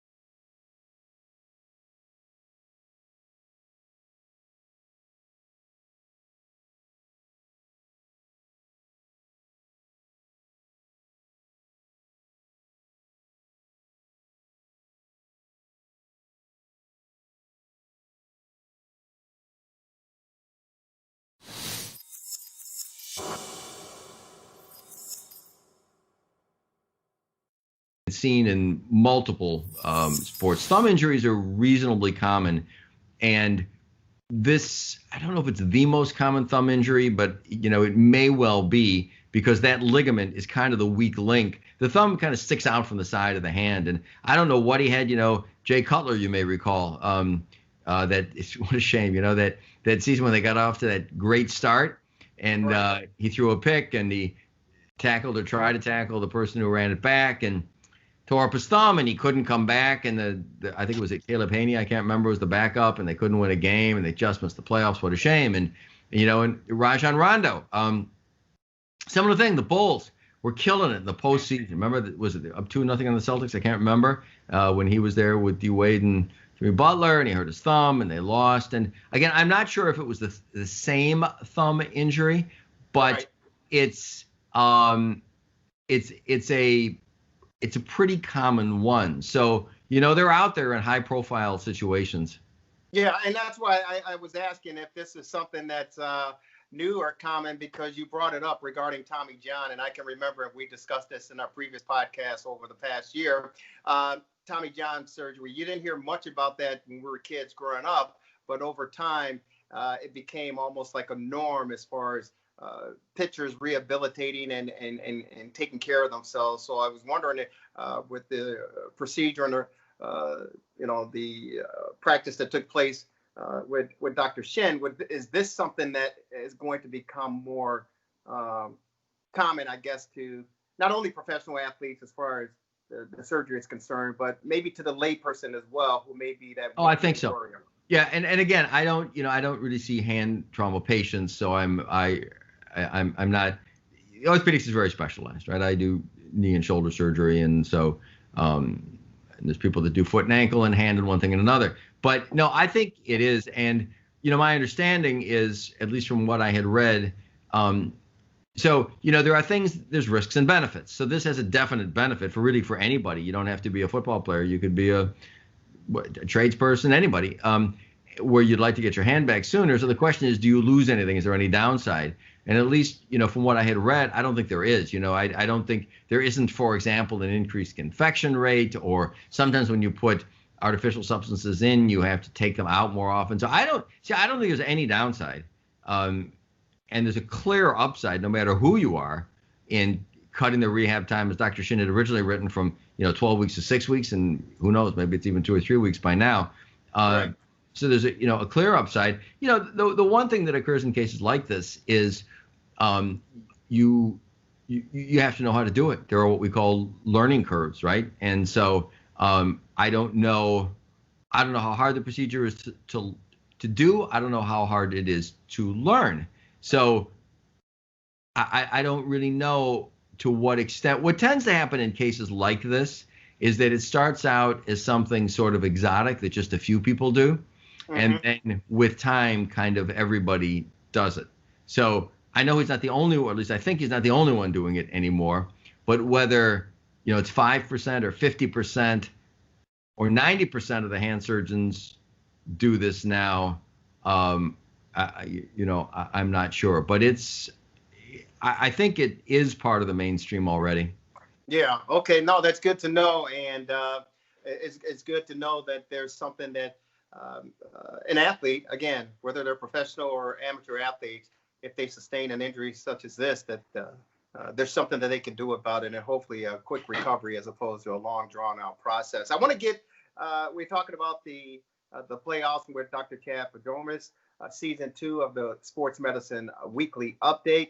As of this podcast, we're heading into the NFL playoff super wild card weekend, and the Bears, of course, advanced to the playoffs, as we stated in the opening of this podcast, and they'll be taking on the New Orleans Saints on Sunday afternoon. But they have a few players who are down, and again, as far as teams are concerned, they don't want to show their hand to their opposition, so players are listed either from anywhere from probable to questionable to doubtful. And one player who has been out for a couple of weeks, at least as far as the regular season is concerned, is a rookie cornerback for the Chicago Bears, Jalen Johnson, and we've discussed him in the past, and I think you and I both love what he brings to the the defensive side of the football. But we were somewhat skeptical, and the red flag came up when he was drafted, and it was revealed that he had 3 surgeries, shoulder surgeries on both shoulders in 4 years. And unfortunately, he's injured his shoulder again, and he's out, and he's one of the players who is questionable for this playoff game. Can you elaborate and get us up to speed as far as the injuries? And is this something that may be lingering throughout his professional career playing in the National Football League? Yeah, and again, they have not said, as best I can tell, exactly what it is. And, why should they, as you say?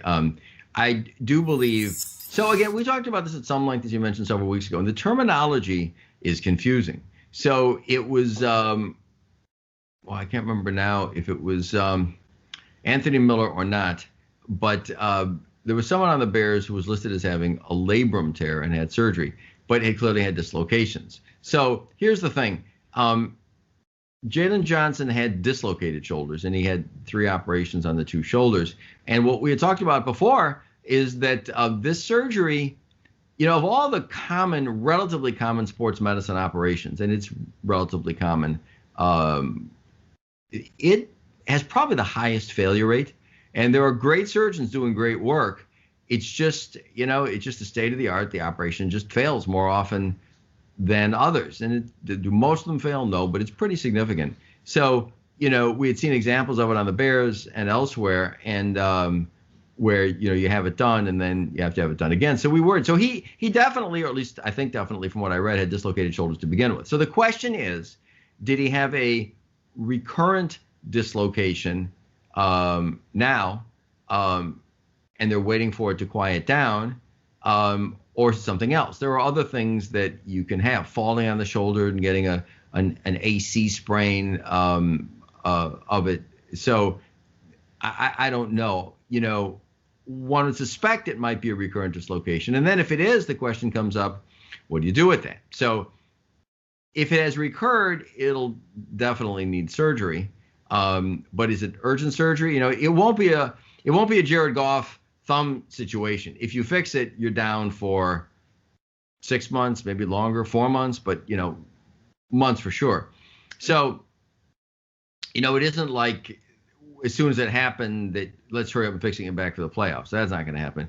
So, I don't know if it is a recurrently dislocating shoulder, and he hasn't had surgery yet because there's really not much reason to wait. One wonders if they were waiting to see if he could play. And you can play, and Anthony Miller did, the first year, his shoulder dislocated. It doesn't always come out, and he would, I don't remember the exact game, but they didn't treat it surgically initially, and then he tried to finish out the season, and it popped out once or twice, and the shoulder would hurt, but it doesn't, we don't think, do long lasting damage. So if it is a recurrent dislocation, and he hasn't had surgery for it, it might mean that they might want to get him back out there and see what happens. What happens is, if it is that, the shoulder is stable if your arm is at your side.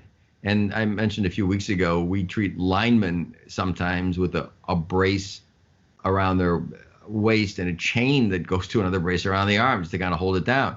So, if you don't extend your arm, maybe you're okay. Now, does the defensive back need to extend their arm? Well, yeah, because you're defending passes and things like that. So they may decide that Jalen Johnson, on 1.5 arms, is better than the backups Kindle Viter. I don't know if that's not his name, but the rookie quarterback.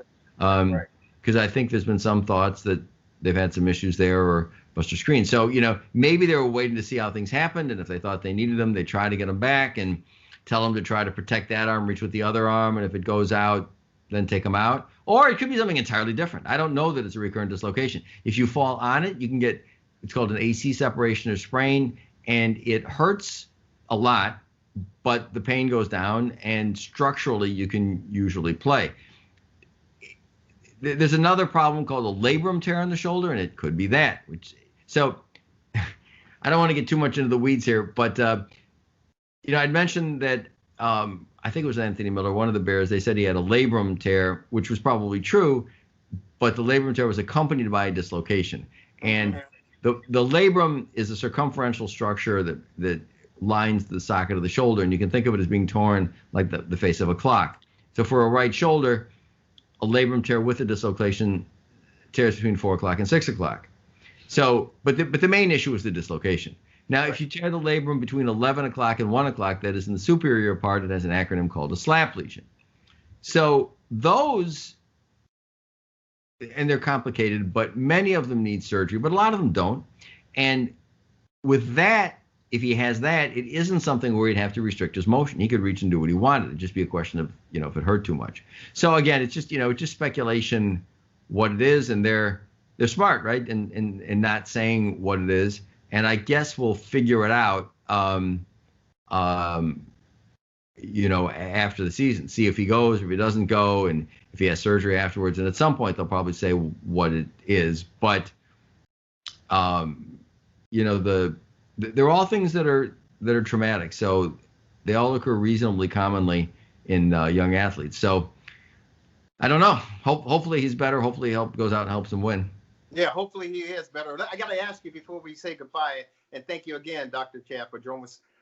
You called it what type of lesion? Slab lesion? Yeah, it's an acronym. It's developed by, it stands for right super. Here? It's at the top of the shoulder, so right up here. You usually feel it in the back. Right.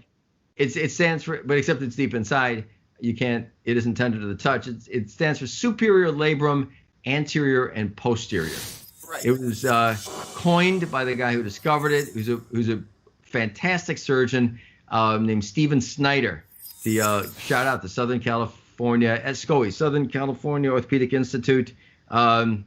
He has a knack for acronyms. There's another one. It's a rotator cuff tear that he called a pasta tear, and I won't tell you what it stands for. It's but anyway, it's slap lesion, and it's fairly common, so it could be that. So it's interesting I ask you that because I have an issue, and the doctor called it a slap tear.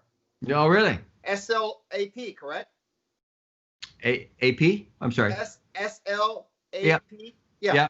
Yeah. And he said, because I had issues with my shoulder. Yeah. And I had the MRI and everything done, and that's what he diagnosed it as. And Jared, let me ask you, when you had the MRI, did they inject dye into your shoulder or just take a conventional MRI? No, I believe they injected the dye in there as well to take a look. Okay. Yeah. Go ahead. I'm sorry, I didn't mean to interrupt. No, it's fine. And that's what they were diagnosed, and I hadn't heard it before. And he told me, you can live with it and it's fine, but we can also repair it.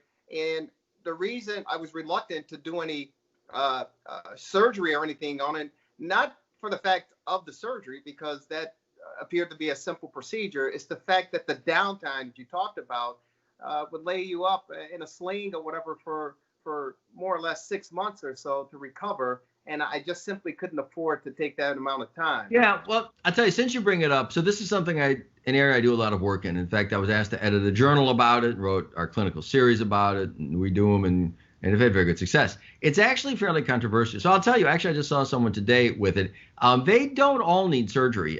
We do PRP, platelet-rich plasma injections, for them as a first. We do physical therapy and PRP. And so first of all, it isn't just a superior labrum tear. The ones that need surgery, it has to be the superior labrum. You need an MRI arthrogram to diagnose it, and it needs to go through something called the biceps anchor. So, a long discussion a couple hours ago with a patient about this. So most slap lesions do not fit those criteria. Most of them don't need surgery. But even the ones that do fit the criteria, in my world, it needs to be through this biceps anchor, proper criteria, and an MRI arthrogram. You need a traumatic event. This is not an overuse problem. And you need pain sort of in the back of the shoulder. And then you need to fail physical therapy and fail a PRP injection. If you do all of those things, I operate on them. So I don't really do very many. And it's interesting, Dr. Snyder has written about this and said at meetings, he said, guys, don't be so quick to operate on these. Because most of them, the things that superficially seem to be that aren't. But the other side of it is, the surgery has kind of a bad reputation because there are a lot of complications. So much so that the standard, you mentioned it's a simple thing. Well, the standard thing to do is to put in an anchor and then tack it down. And that's what I do.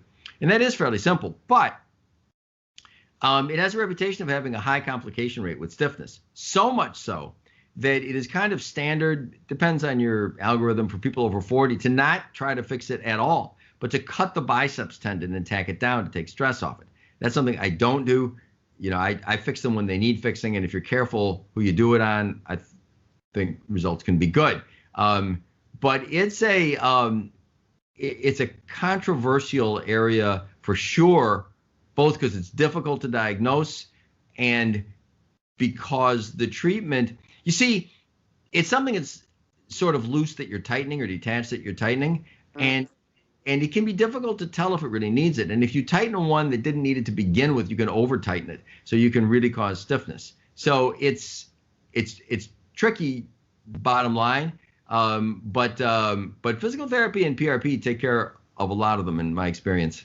Wow. Well, thank you so very much, Doc. And over time, I just live with it, and it's gotten some improvement. I do exercises, get a rub down every now and then, and it's certainly not as bad as it was a few years ago. So I've been able to deal with it and handle it and live a normal life. Hey, Doc, it's a pleasure. It's an opportunity, and great to talk with you in this 2021 year, and looking forward to some more exciting information, and hopefully we can help some folks out along the way, whether they're the weekend warriors or certainly want to get back out there on the golf course. But if people are out there rollerblading, tennis playing, or whatever the case may be, hiking, we want them to be safe and sound. But if they can always use some help or some guidance or some recovery processes, how do they get a hold of you, Dr. Chapadromas? I just called our number. It's 847-699-6810. We've got a great staff and happy to help any way we can. Sounds good, and you do a fantastic job. I can say that personally for sure. Doc, it's a pleasure. Enjoy the weekend. Enjoy the NFL games, and go Ohio State Buckeyes taking on the Alabama Crimson Tide in the national championship, my good friend. Yeah, it should be a great game. Thank you, Jerry. You too. You will. Dr. Chapadromas, Sports Medicine Weekly Update, the podcast. Yours truly, Jerry Riles. Talk with you all next week. Take care, everybody.